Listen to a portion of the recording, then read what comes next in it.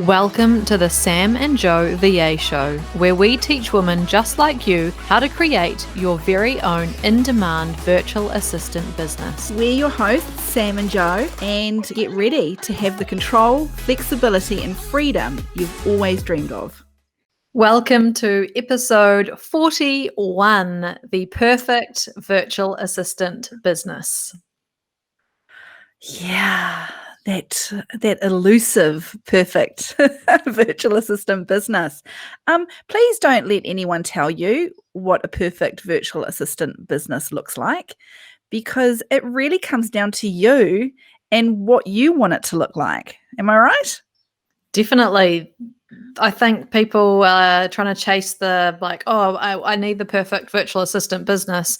But really, it just comes down to what you want it to be. So for Sam and I, our perfect virtual assistant businesses, or our idea of what they are, is completely different and almost the opposite. So for me, the perfect virtual assistant business is one that runs without me.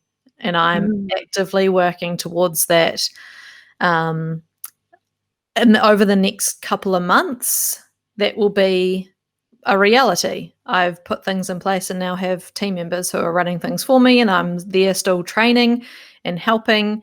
But I'm going to be able to completely focus on Savvy School and the podcast and these types of things, with that running without me needing any day-to-day input, which is super exciting. And so that's my perfect virtual assistant business. But doesn't mean that it has to be for everyone. Yeah, and that's okay. In fact, that's more than okay.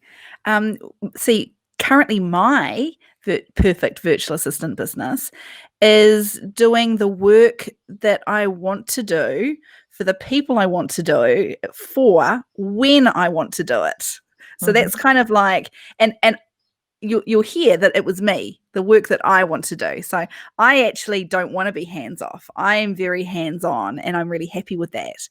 And you also might have noticed that I said my current idea of a perfect virtual assistant business, because my business model, my services, the hours that I've worked, it has changed a lot over the course of the last 5 or 6 years.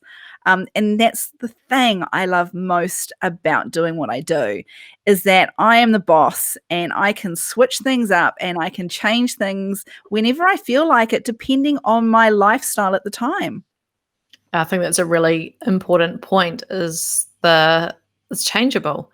Yeah. It doesn't have to be something, you don't have to set your goals at the start of, or your why, or how your business model or anything right at the start. You don't have to set that in stone. You can absolutely change it, because inevitably, you might not have kids now, but then you do have kids, or you might have kids that are going to leave home.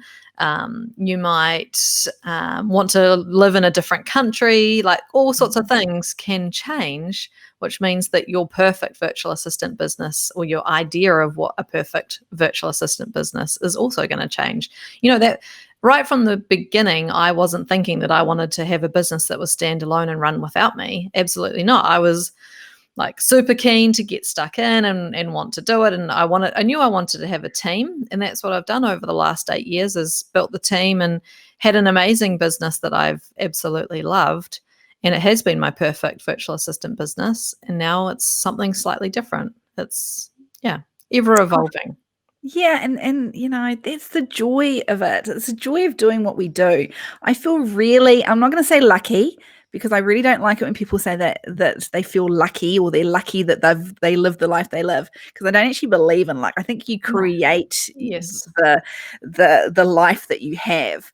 But I do feel privileged, I think, that that I have got so much flexibility, and that the people in our industry, in our communities, seeing women create that ultimate flexible lifestyle. The empty nesters all of a sudden that then want to travel around the country, and you see them each week, like at a different beach on their laptops, or at a different view out, whatever Airbnb that they're staying at that week. It's awesome. It's so awesome. So that's probably going to be my future perfect VA lifestyle.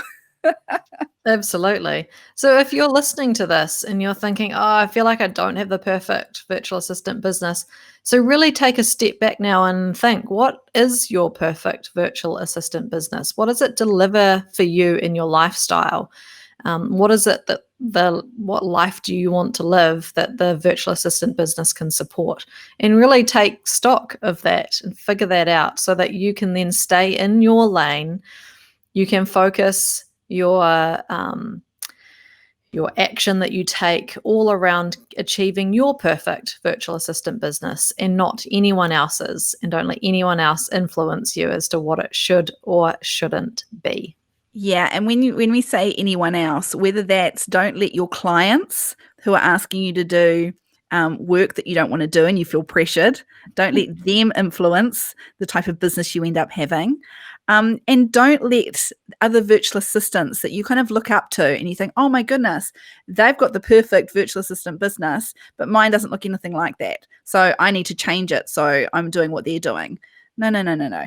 As Joe just said, stick to your own lane. Thanks to everyone for listening to this episode of the Sam and Joe VA Show. If you'd like to find out more, head to the Savvy School website to check out the amazing Members Club and find more free resources. You can find us at savvyschool.co.nz.